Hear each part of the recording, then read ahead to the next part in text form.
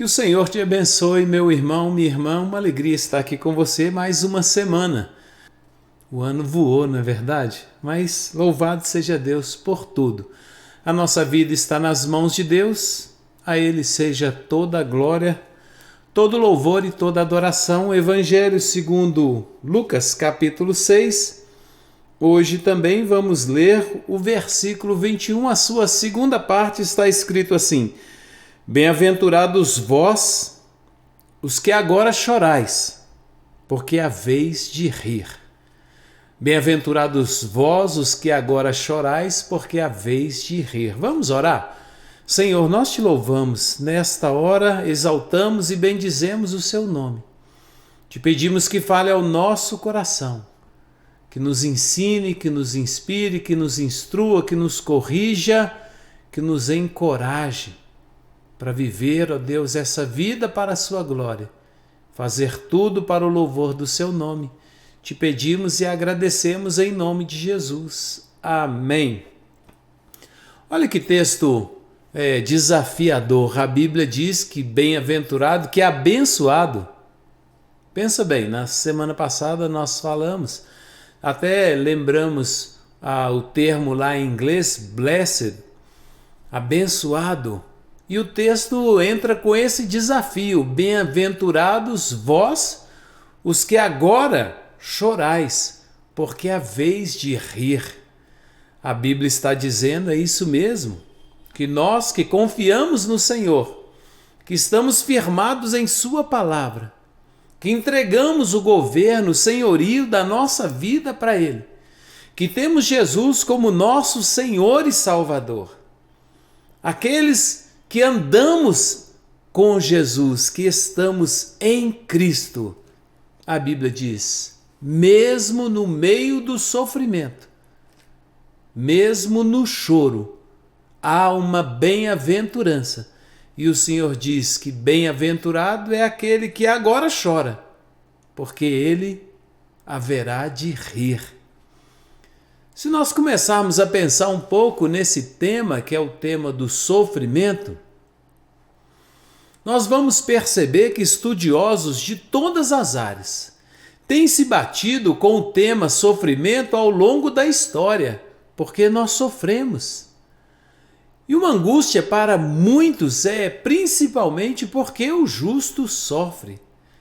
Por que nós sofremos? Será que nós fomos criados para sofrer? Para alguns filósofos, o sofrimento é essencial para o crescimento. O sofrimento faz parte do processo de crescimento de cada pessoa. A medicina moderna olha para o sofrimento como algo que pode ser tratado. A medicina moderna deseja curar o sofrimento. A arte tem usado o sofrimento para expressar emoções e promover empatias. De certa maneira, o sofrimento pode ser também uma fonte de grande renda, se a arte explora o sofrimento, produzindo emoção, explorando as emoções e promovendo a empatia. Isso pode ser fonte de lucro. Na verdade, no nosso tempo, tudo é visto como uma fonte de lucro, até mesmo o sofrimento. Quando nós olhamos para os movimentos sociais e para os movimentos políticos, nós vamos encontrar estas pessoas que estão nos movimentos sociais e nos movimentos políticos usando o sofrimento para promover mudanças, muitas vezes deixando explícito o sofrimento de alguém ou de algum grupo. Nós podemos conseguir sensibilizar as pessoas, os tomadores de decisão, aqueles que promovem, que elaboram políticas públicas para mudar. Às vezes não precisa nem dessas pessoas. Às vezes a exposição do sofrimento pode promover mudança em mim. E alguém já disse que toda mudança começa em mim. Se não mudar em mim, não muda em lugar nenhum. Vamos meditar um pouco hoje sobre o que a palavra de Deus fala, o que significa isso que o Senhor nos diz: bem-aventurados vós os que agora chorais, porque é a vez de rir. Grandes provações têm passado, em momento têm chorado, sem ter o que fazer, sem ninguém pra conversar, sem poder se levantar e reagir. Quando alguém te fere com palavras e machuca o coração, as lágrimas dos olhos molham o teu rosto e é tanto sofrimento. Ergue a tua voz e clame ao Senhor e Ele ouvirá o teu clamor. Pra que temer se Cristo está contigo? Se Ele é o teu amigo, pra que se abater? Pra que ficar assim desse jeito? Ninguém é perfeito, Jesus ama você. Saiba que Jesus te consola, um sorriso então renasce ao nascer da alvorada, que jamais te deixará. Ergue a tua voz e clame ao Senhor e Ele ouvirá o teu clamor. Pra que temer se Cristo está contigo? Se Ele é o teu amigo, pra que se abater? Pra que ficar assim desse jeito? Ninguém é perfeito, Jesus ama você.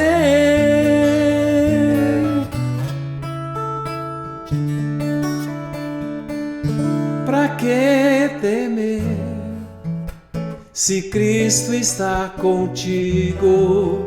Se Ele é o teu amigo, pra que se abater? Pra que ficar assim desse jeito? Ninguém é perfeito, Jesus ama você.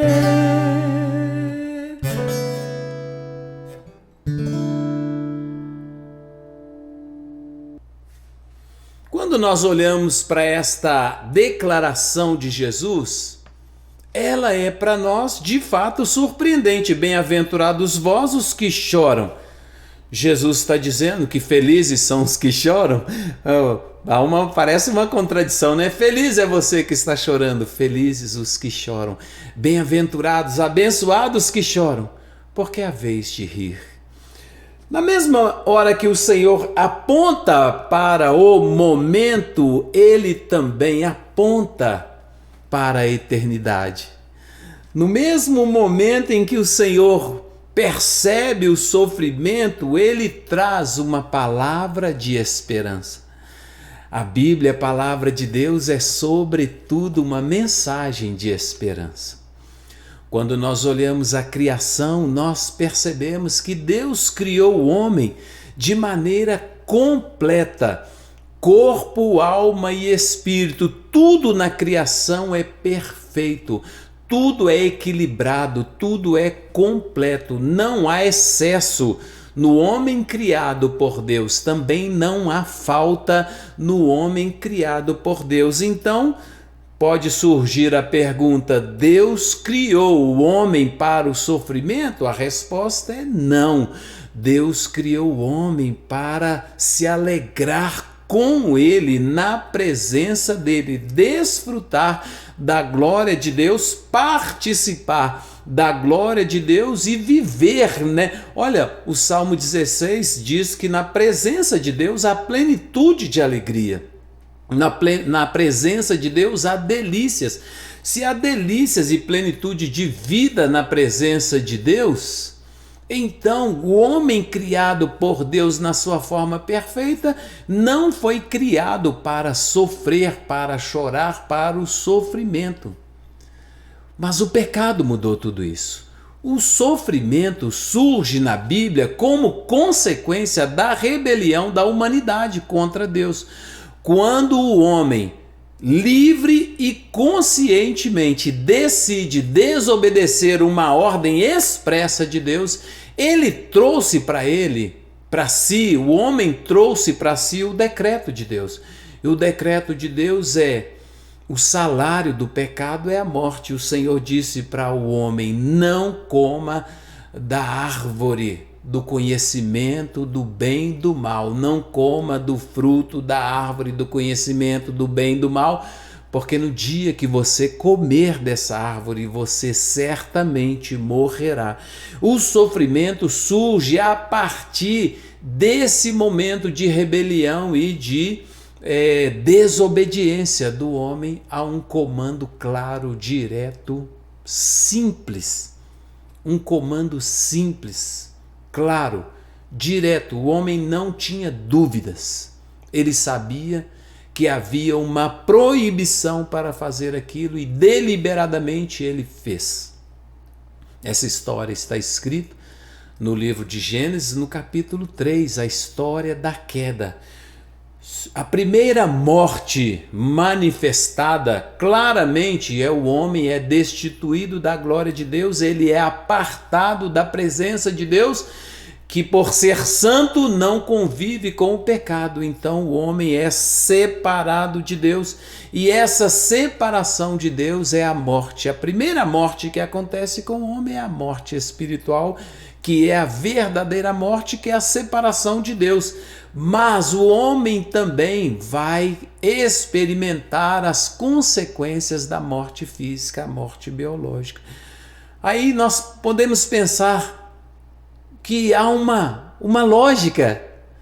Se o corpo criado, o corpo perfeito, completo, inteiro, íntegro, criado por Deus, agora sofre os efeitos do pecado e as consequências, o salário do pecado é a morte, esse corpo, que antes era vestido de glória, ele passa então a se corromper.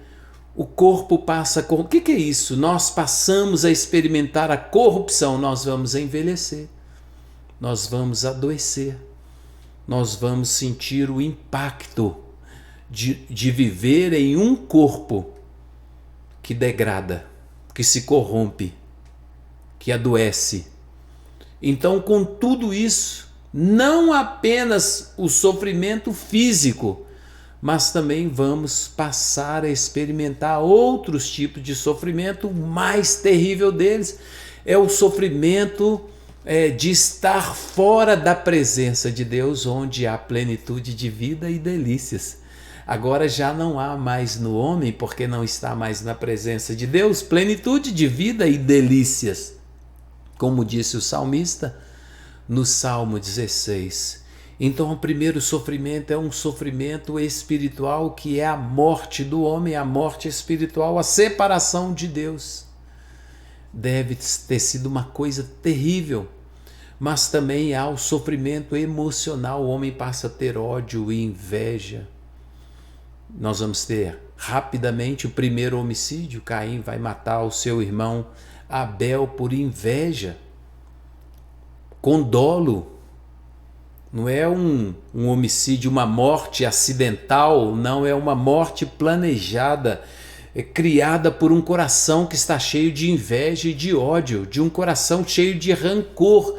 Então nós vamos passar a experimentar, a viver esse tipo de sofrimento. Dentre eles o sofrimento físico, que é as dores, as doenças, nós vamos experimentar tudo isso. Logo de cara, o Senhor vai dizer para a mulher, em meio a dores, darás à luz ao seu filho. O seu desejo será para o seu marido, ele te dominará. O pecado muda tudo. O pecado afeta a natureza, maldita é a terra por tua causa.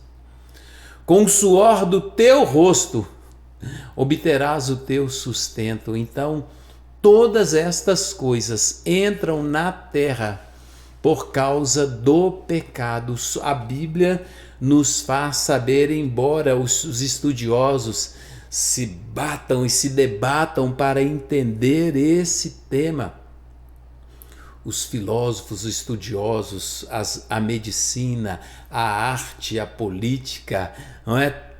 Todas as áreas do conhecimento humano se esforcem para entender por que sofre o homem, porque o mundo é esse lugar de aflições. Os antigos diziam que o mundo é um vale de lágrimas. O Senhor Jesus, no Evangelho de João, no capítulo 16, no versículo 33, ele diz: no mundo tereis aflições. É interessante isso, né? O povo antigo, chamado povo pré-moderno, o povo antes da modernidade, eles tinham clareza que o mundo é lugar de sofrer, é um vale de lágrimas, que o mundo é um lugar de aflições. A modernidade trouxe a ideia de que o mundo é um lugar de prazeres, de delícias e que você merece ser feliz. Se você está sofrendo, se o seu casamento está ruim, você merece ser feliz, destrua o seu casamento. Se qualquer coisa que te faça sofrer, abandona essa coisa, seja que for, o filho, o pai, a esposa, o marido, o trabalho, a fé, qualquer coisa. Porque essa ideia de que nós estamos aqui para aproveitar, para nos deleitar, que o mundo é um lugar de delícias, aproveita, essa é uma ideia recente. Essa não é uma ideia presente na história da humanidade. A ideia presente na história da humanidade é que nós sofremos e que o sofrimento pode nos ajudar a crescer, que o sofrimento faz parte daquilo que é a essência do ser humano. Se é humano, sofre. Então vamos aprender no sofrimento, com o sofrimento. Porém, quando você olha a Escritura, a palavra de Deus, você pode concluir facilmente que Deus não nos criou para o sofrimento, que o sofrimento é uma consequência da atitude de rebelião do homem contra Deus. Assim, a Bíblia nos faz entender. O texto do Evangelho de Lucas diz que aqueles que choram agora vão rir. O Evangelho é, sobretudo, uma mensagem de esperança. Quando nós olhamos o paralelo desse texto lá, o Sermão da Montanha, nós estamos aqui no Sermão da Planície, quando nós olhamos no Sermão da Montanha, Mateus registrou: bem-aventurado aqueles que choram, porque serão consolados. A esperança nos consola agora, mas também nós temos um consolo prometido por Cristo àqueles que o recebem como Senhor e Salvador. O que significa isso? Receber a Cristo como Senhor e Salvador significa que você, diferente de Adão, que tinha um mandamento e decidiu o desobedecer, você vai procurar conhecer os mandamentos da palavra de Deus e viver por eles. Não cesse de falar do livro desta lei, disse Deus para Josué. Medita nele de dia e de noite. Tenha o cuidado de fazer conforme tudo que está escrito aqui. Então você vai prosperar no seu caminho. O Senhor aponta para esse lugar onde não há choro, onde não há tristeza, onde não há dor, onde não há sofrimento, nem olhos viram, nem ouvidos ouviram, nem jamais penetrou no coração humano aquilo que Deus tem preparado para aqueles que nele esperam. O Senhor nos faz saber que há um lugar preparado para nós, onde nós vamos mais uma vez ou novamente nos deleitar na presença de Deus. Quando o Senhor fala, bem-aventurados vocês que choram agora, permanecem na palavra, no mandamento, na presença, no senhorio, mesmo com perda, mesmo com dano, mesmo com sofrimento, permanece no Senhor. O Senhor diz, você vai rir, você vai ser consolado. A Bíblia é uma mensagem de esperança. Aquele que chora vai rir. Por isso, não desista do seguimento de Cristo. Não desista, não abandone a palavra, não saia da presença dele, não abandone o Senhor.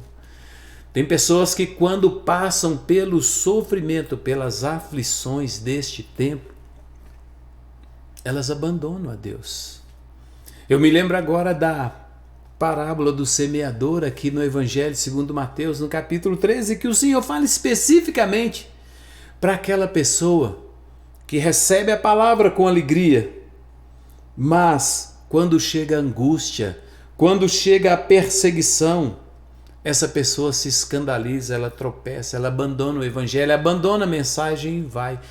Tem muitas pessoas que no momento da perda, ela perde também a fé. Todos nós passamos por lutas, por angústias, por aflições, por perdas. Quando você passar por perda, não perca a sua fé.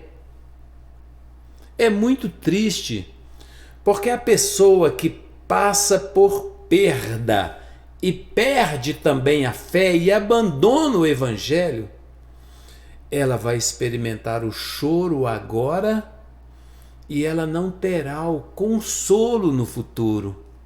Por isso a palavra de Deus, a instrução de Deus é tão preciosa. Permanece firme, porque as aflições do tempo presente vão cessar. As dores vão cessar. O sofrimento vai cessar. Permanece firme. Persevera no Senhor. Persevera na dor. Persevera no sofrimento. Porque você vai rir, porque você vai ser consolado. Mas então, Cícero, nós devemos reprimir o choro? Nós devemos rejeitar isso? Não, não é isso. Não é isso. Há um tempo para todas as coisas. O livro de Eclesiastes, no capítulo 3, no versículo 4, diz que é um tempo de chorar e um tempo de rir. O Senhor não quer que você passe por dores, enfermidades, perdas, rindo, não é? Não, Ele entende que você passa pelo sofrimento e que você chora, que eu choro. E a Bíblia diz que bem-aventurado aquele que chora, porque ele será consolado. A Bíblia diz que é um tempo oportuno para todas as coisas, o tempo de chorar, o tempo de rir. O problema é quando nós fazemos a nossa casa na perda, no luto, no choro. Nós armamos a nossa tenda ali naquele lugar de sofrimento, naquele lugar de choro, e a gente não quer sair dele. Algumas pessoas, cheios de autocompaixão, elas moram no choro, no luto, na tristeza. Elas querem ser consoladas agora. E elas ficam ali naquela situação terrível e elas não se levantam. A Bíblia nos faz saber a respeito da história de Jó, que é um homem que teve muitas perdas. Ele perdeu tudo, só não perdeu a fé. E Jó, no meio do sofrimento dele ali, no livro de Jó, no capítulo 19, no versículo 25, Jó faz uma proclamação extraordinária. Eu sei que o meu Redentor vive. O Redentor é aquele que liberta, que vai me livrar desse sofrimento, dessa tristeza, desse lugar de perda, de choro. Eu sei que o meu Redentor vive e por fim se levantará sobre a terra. Jeremias contemplando toda a destruição ali, os exércitos da Babilônia destruindo tudo, queimando casa, destruindo o templo, picando os utensílios do templo, carregando os objetos sagrados e pondo fogo em tudo. Jeremias se assenta para lamentar, mas o lugar do lamento tem um tempo. A moradia do lamento não é uma moradia permanente, é provisória, é rápida. Meu coração foi consolado com o choro, eu me levanto com a esperança de que aquele que fez a promessa é fiel para cumprir, que Deus que prometeu, Ele vai cumprir a palavra dele. E Ele diz: feliz é você que chora e permanece em mim, permanece na palavra, porque você vai rir. Jeremias diz: eu quero trazer à memória o que pode me dar esperança. Jeremias lembra de Deus, ele lembra das misericórdias de Deus, ele se consola com a palavra de Deus, e com a palavra de Deus ele se levanta e segue. Nós devemos enfrentar as perdas, o sofrimento, as lutas, os dramas, com a esperança de que há um consolo para o servo de Deus, para a serva de Deus. Há um lugar para o servo de Deus e a serva de Deus, que não é lugar de choro, é lugar de riso, lugar de alegria, lugar de gozo, lugar de regozijo. Lá não há noite, lá não há pranto, lá não há tristeza. Lá nós nos alegraremos na presença de Deus, confortados por essa palavra, na qual esperamos, nos levantamos e seguimos a nossa vida, servindo a Deus, crendo nele, crendo na sua palavra e enfrentando as lutas, as agruras, as dificuldades, as aflições. Para concluir essa nossa reflexão, Apocalipse capítulo 21, a partir do versículo 3 está escrito: então ouvi grande voz vinda do trono, dizendo: eis o tabernáculo de Deus com os homens. Deus habitará com eles. Eles serão povo de Deus, e Deus mesmo estará com eles. E lhes enxugará dos olhos toda lágrima, e a morte já não existirá. Já não haverá luto, nem pranto, nem dor, porque as primeiras coisas passaram. Palavra do Senhor, palavra de Deus. Bem-aventurados vós, os que choram, porque é a vez de rir. Meu irmão, passe por sua prova, por suas lutas, por suas dificuldades, firmado na rocha, firmado na palavra de Deus, crendo no Senhor. Passe pelas perdas sem perder sua fé. Passe pelas lutas sem perder sua esperança. Passe pela dor, crendo que Deus há de aliviar toda dor, todo pranto. Se você não consegue, peça a Ele força. Deus, me dá força, me ajude, me dê graça. Senhor, me console, me fortaleça. Espírito Santo Consolador, me ajude. Que essa mensagem seja para você um consolo, um encorajamento. Se você passa por dor, por sofrimento, fica firme, creia no Senhor, porque os que choram serão consolados. Aqueles que agora choram hão de rir. Vamos orar? Senhor, aqui estamos na sua presença, diante do Senhor e da sua palavra que é verdadeira. Diante do Senhor, um Deus que não mente, que é fiel, que não foge, que não trai, que não abandona, que não engana, não mente, não seduz. Crendo na sua palavra, vamos, ó Deus, seguindo nessa nossa travessia, nessa nossa jornada, nessa nossa peregrinação, mesmo, Deus, que enfrentemos aflições, mesmo que a chuva caia, os rios transbordem e batam firme, nós permaneceremos firmes no Senhor e na sua palavra. Ajuda-nos. Senhor, segura firme na nossa mão e nos ajude.